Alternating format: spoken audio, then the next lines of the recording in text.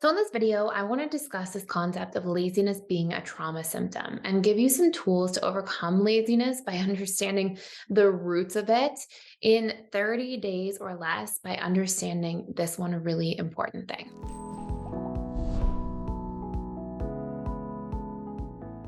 So this video is intended to really help you transform the way you see laziness, but also help you transform the roots of what causes laziness so that you can feel like an empowered executor and action taker in your life.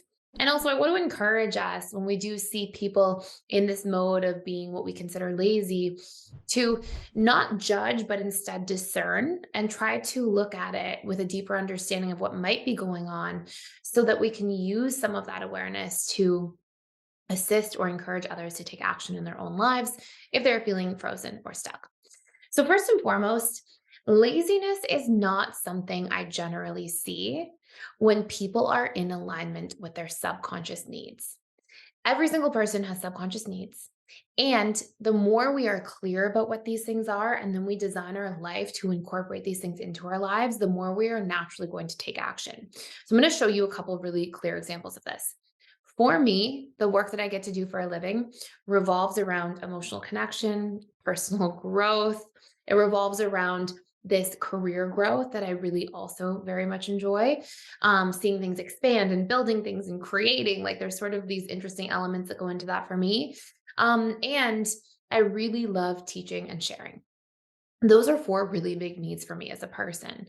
And as a result of me designing my life in a way that aligns with these things, going to work and showing up for work or meetings or to build or to create doesn't feel like a burden. It feels like something I naturally want to take action towards. Hence why, 4 years ago or so, 3 years ago, I started a YouTube channel. And it wasn't because anybody told me or made me or asked me to, right? It was because that was naturally in alignment and something I wanted to do. Now, if you took me with these big needs, okay, these are some of my top needs. And if you plugged me into being an accountant, now there's nothing wrong with being an accountant. That's a fantastic job. But for me, if I didn't have a lot of emotional connection, if I couldn't learn about personal growth or personal development, if I didn't have this capacity to like build and create things with some flexibility and freedom in a way that allows for career growth, and freedom was another need I have that I didn't mention. And if there isn't this element of teaching, it's actually gonna be really hard for me to go do that job. Like, if I had to go do that job, I can work lots of hours now, no problem. If I had to go work in that career path, it would be out of alignment with my subconscious needs. So, what I'm now going to experience because of this, and this is something you have to really understand, the subconscious mind is responsible for 95 to 97% of your beliefs, your thoughts, your emotions, your actions, or behaviors. Your conscious mind is 3 to 5%. So oftentimes when we say we're going to do things, like let's say I'm in this job as an accountant and I'm like, okay, I'm behind, I'm having a hard time focusing at work. I'm going to go home and finish the work there. And then I go home and I don't. Instead, I binge watch television. I avoid, I procrastinate. That doesn't make me a lazy person. That makes me a misaligned person. That makes me somebody who is living a life consciously trying to show up for things that my subconscious is disinterested in. That is a form of cognitive dissonance that is going to cause a lot of resistance, friction, feelings of frustration, exhaustion from doing small things. Just going to work for 40 hours a week, I might be like, oh my gosh, I'm exhausted at the end of it. It's going to impact me much differently because it takes a lot more energy to try to push myself to show up and do things I don't want to do.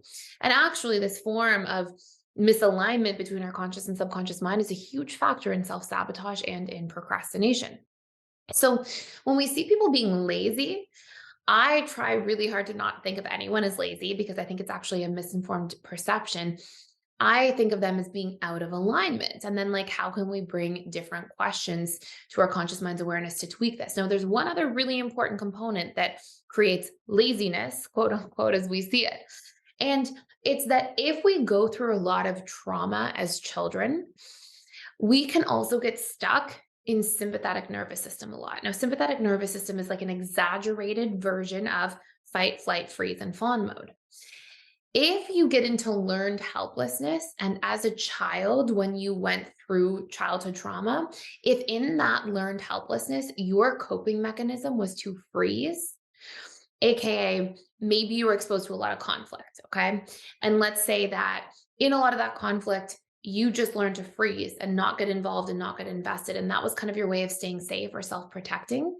When you are exposed to a lot of stress or confusion in your adult life, you may reenact that same freeze mode. It might be a programmed in or a patterned in coping mechanism at the subconscious level of mind.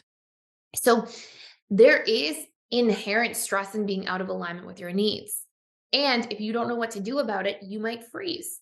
Now we really have this quote unquote laziness that may just be you as a human being out of alignment, which is a trap so many people fall into. That already drains you and causes you to not be able to execute as effectively.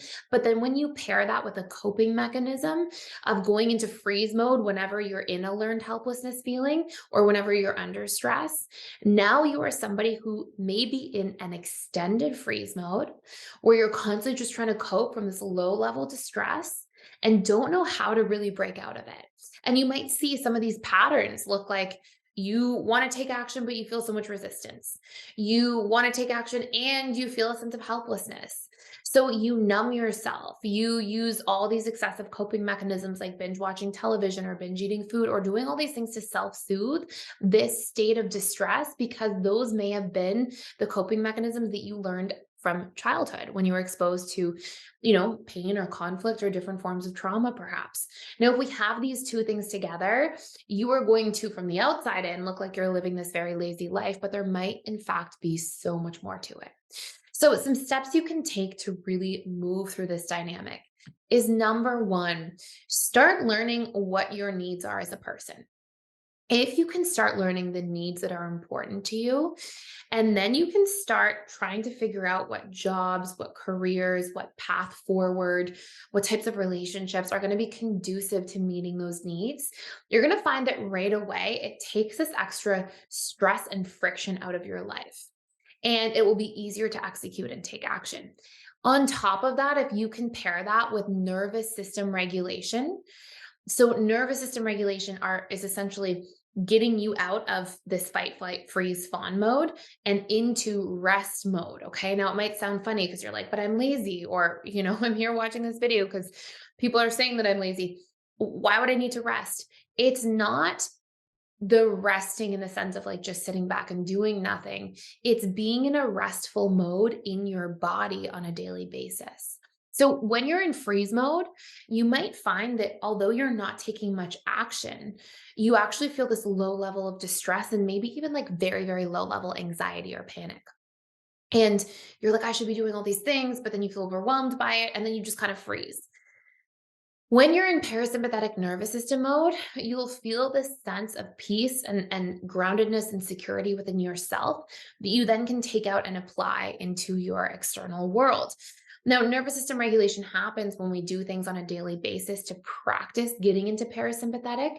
And this can look like, light walking, meditation, mindfulness practices, deep breathing, these lifestyle habits that when we do them in the morning and the evening, we're actually reconditioning our subconscious comfort zone to get used to being in parasympathetic nervous system mode. That will further take this sense of stress and freeze and learned helplessness off the table. So when you can start learning your needs, when you can make sure that you're starting to do things to regulate your nervous system function on a daily basis, this is how you're going to then be in alignment much more quickly and out of freeze mode, which will then stop you from feeling like you have to numb or use creature comforts constantly to self-soothe, and will allow you to really execute on the things that you want to create for yourself as a person.